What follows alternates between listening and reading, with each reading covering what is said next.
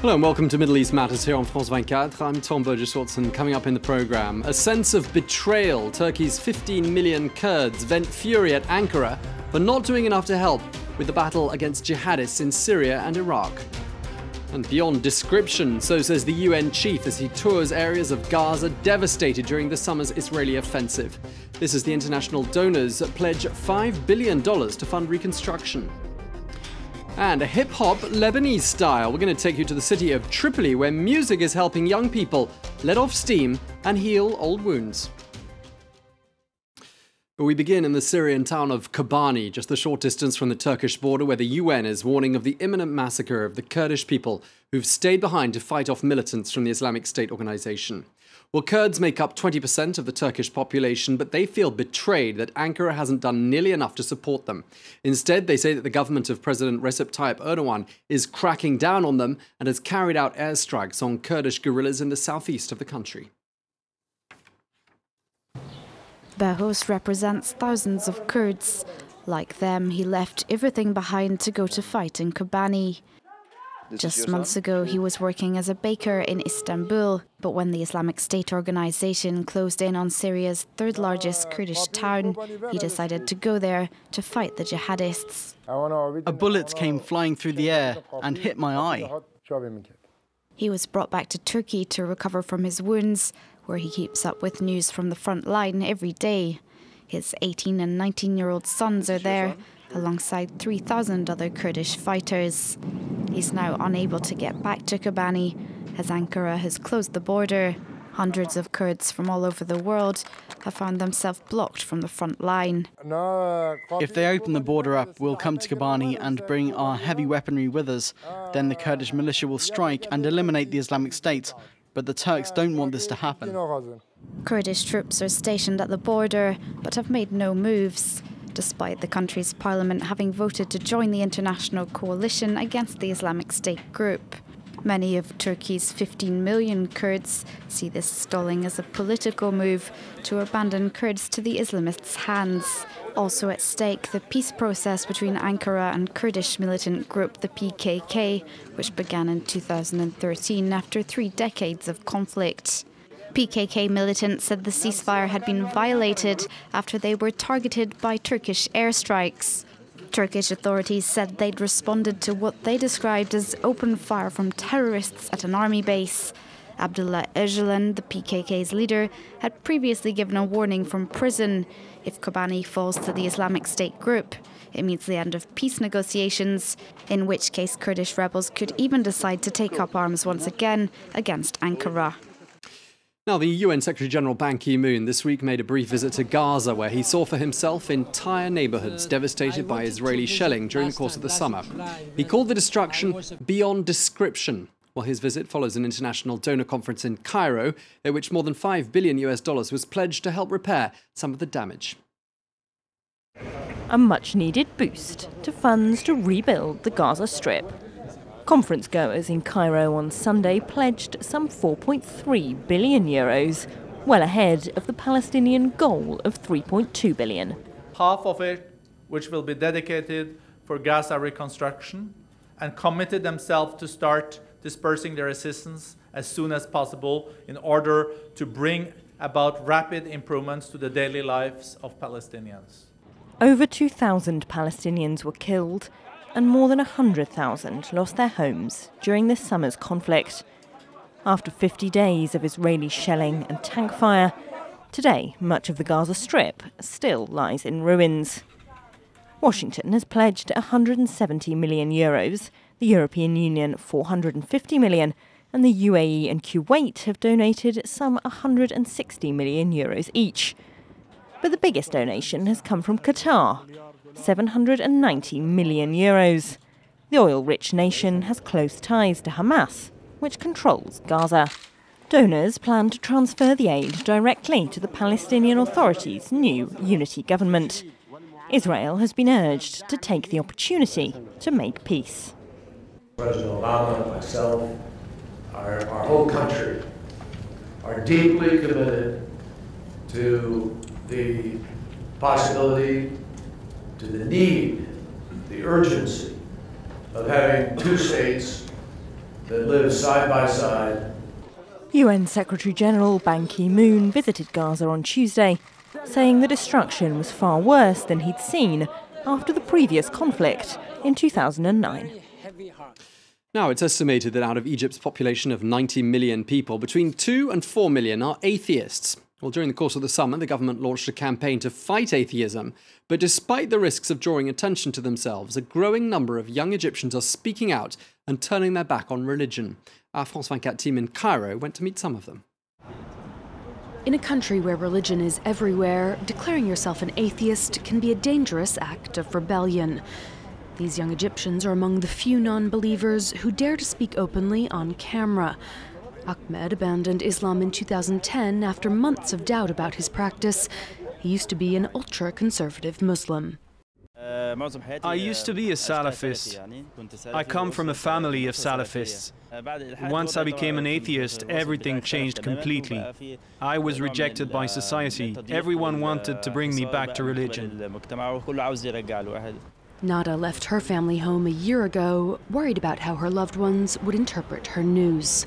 In my family, I couldn't say I'd abandoned religion because they might have reacted in a very violent way. As a woman, it's difficult for me to live in a society like this, in what some would call an Islamic state. Ismail is among those leading the fight. He was the first Egyptian to proclaim his own atheist views on television. He believes young atheists should have more freedom following the 2011 revolution. We're not trying to divide society any more than it already is. We are asking for total freedom of religion, as is the case in any other modern state. In Egypt, openly expressing atheist views can come at a high cost. This mother hasn't seen her son in 2 years. Albert Saber fled to Switzerland after being condemned to 3 years in jail. The young atheist, once a Coptic Christian, was accused of insulting religion for having published extracts of an Islamophobic film on his Facebook page. Albert didn't want to leave the country. He kept saying, "I won't run away. I will fight for my cause." He was getting death threats, even in prison. Albert was put on trial while the Islamists were in power, but not much has changed under the new government. Another student is currently on trial for blasphemy. Freedom of religion is technically guaranteed by Egypt's constitution, but the government considers atheism as much of a threat to society as religious extremism. This summer, the Youth Ministry announced a national plan to fight the growing phenomenon. Neamat Sati is one of its strongest proponents. She's overseeing the development of a website to try to convince non-believers of their errors. They need experts to make them aware of reality, correct their beliefs, and put them back on the right track. Egyptian authorities have also recommended psychological counseling for atheists whose views they consider deviant. Human rights activists are increasingly concerned about the treatment of atheists in Egypt and the government's growing hold on society. It's an easy way out to say that atheists are sick, that they have to be treated. And of course, then they're taken into the charge of organizations that are run by the state and religious institutions. The political atmosphere in general in Egypt indicates a decrease in liberties, and that includes religious freedom. In the new Egypt, under President Abdel Fattah al-Sisi, religion and moral values are of the utmost importance. Egyptian atheists know that their beliefs, or lack thereof, are likely to remain taboo. But they're hoping to fight stigma and find their place in a changing society. And we end in the northern Lebanese city of Tripoli. That's a city which is home to rival Sunni and Alawite communities. And that's a rivalry which in recent months has turned deadly, mirroring events in neighbouring Syria. But an unlikely musical revolution appears to be gathering momentum in the city, and it's managing to cut through those divisions, as France 24's Mariam Saab went to find out. Tripoli, not Monopoly, a hip-hop revolution tag. The youth movement is using art to change much more than the face of its city's walls. Some of the city's youth are looking to break the cycle of violence here by rebelling with rhymes. Cross Arts is a hip-hop haven where b-boys and rappers from the war-weary city can battle in peace.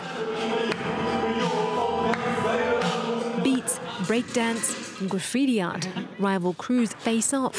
Fan El Jabal from the Alawet Jabal Mohsem area and Min El Akhir representing the neighboring Sunni stronghold of Bebeta Bene.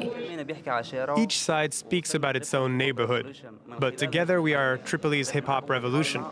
Here, we reinvent ourselves.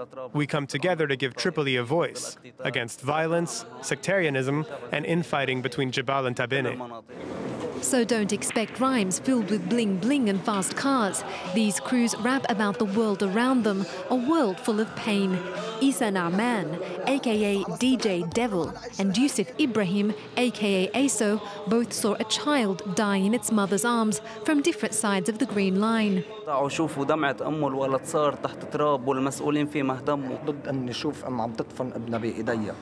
ضد أن نعوف من إيدي هيك نوع من القضايا سلاحنا بقوتنا بوحدتنا بوقفتنا بجنب بعض صمودنا بجمعتنا باتحادنا أن نصون العهد لازم نطور نغير بنجرب نحرر الأسى اللي عم بيصير لازم نحاول نقدر نكبر ونفكر بضمير يرجع لبنان جنة الله على الأرض من دون سلاح بأمان واجب علينا هيدا الفرض. Up on the rooftop, the call to prayer rings out over the city. Cross Arts founder Kamal Abbas recalls how, for some residents, this is the only music they want to hear. I have one thing to say to those people. I understand hip-hop and Islam. I can put youth here on the right path, but can you? I don't teach them to rap with swear words, to drink or get up to no good. I teach them to sing about social issues and make music they can share with everyone. If you can do this, go ahead. I will stand back and applaud you. If not, do not stand in my way.